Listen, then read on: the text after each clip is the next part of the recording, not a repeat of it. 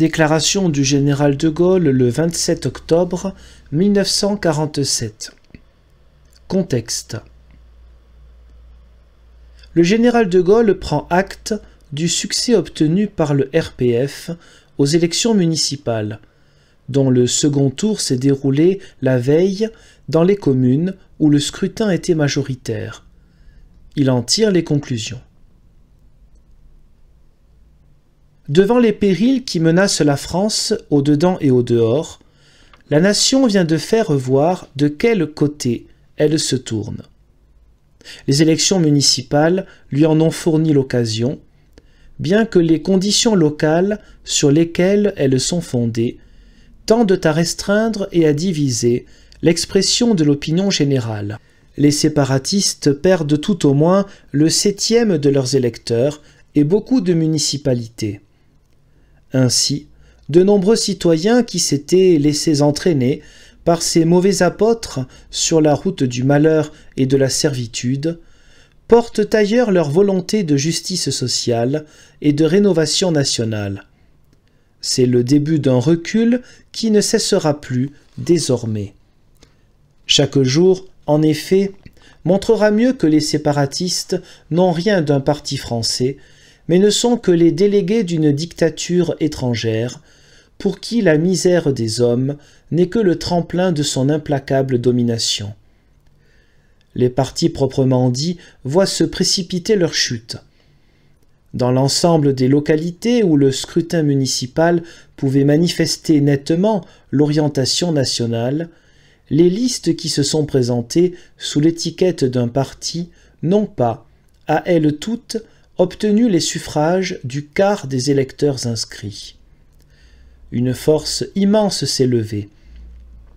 Le Rassemblement du peuple français, né depuis 6 mois seulement, dont l'organisation ne se trouve qu'à ses débuts et qui n'a pas présenté de liste dans un grand nombre de localités, a groupé du premier coup et dans toutes les catégories de la communauté nationale beaucoup plus de suffrages que tous les partis réunis.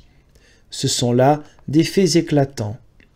Les Françaises et les Français découvrent la voie du salut public. À l'étranger, et notamment dans toute l'Europe misérable et déchirée, l'espoir renaît dans l'âme de ceux qui ne désespèrent pas de la France. Mais, du même coup, voilà condamné le régime de confusion et de division qui plonge l'État dans l'impuissance. En même temps, les pouvoirs publics actuels se trouvent privés de la base légitime qu'est la confiance de la nation. Ces pouvoirs, en effet, procèdent d'une combinaison établie entre des partis dont il est clair qu'ils ne représentent ensemble qu'une faible minorité nationale. Dans cette situation, il n'y a pas d'autre devoir ni d'autre issue démocratique que de recourir au pays. C'est à la source légitime, c'est-à-dire dans le vote du peuple, qu'il faut puiser d'urgence l'autorité indispensable au pouvoir de la République. L'Assemblée nationale actuelle doit être dissoute au plus tôt, non sans qu'ait été institué un régime électoral directement majoritaire pour fournir au Parlement futur une majorité cohérente. Il appartiendra alors à la nation, désormais éclairée par une expérience coûteuse, de mandater ses représentants pour changer sans délai les mauvaises institutions et, ensuite, appuyer avec cohésion l'œuvre de notre rénovation économique, sociale et morale. C'est seulement dans ces conditions qu'il sera possible à des hommes de bonne volonté d'assumer, avec chance de succès, les lourdes responsabilités du pouvoir. Les événements sont trop menaçants pour qu'il soit permis d'attendre. Chacun sait que l'État, tel qu'il est fait et tel qu'il est conduit, risque de s'effondrer dans la ruine et dans l'anarchie, préludes habituels des invasions.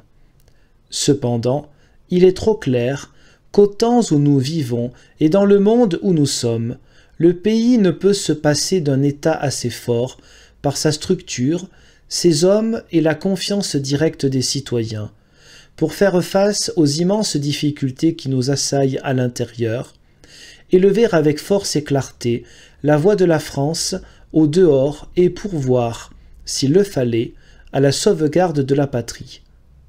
Ceux qui, ayant qualité pour adopter les mesures nécessaires à la transition, s'y déroberaient par crainte du verdict populaire, et afin de prolonger le néfaste régime actuel, encourraient des responsabilités littéralement écrasantes.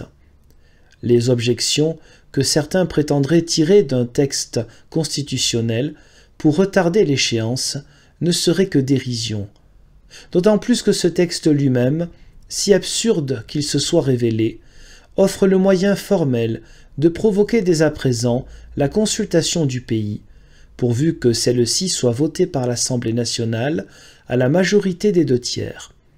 En tout cas, le rassemblement du peuple français poursuit sa tâche nationale. Ouvert à tous ceux qui veulent jouer le seul jeu de la France, il va s'étendre et s'organiser pour assurer, quoi qu'il arrive, le salut de la nation.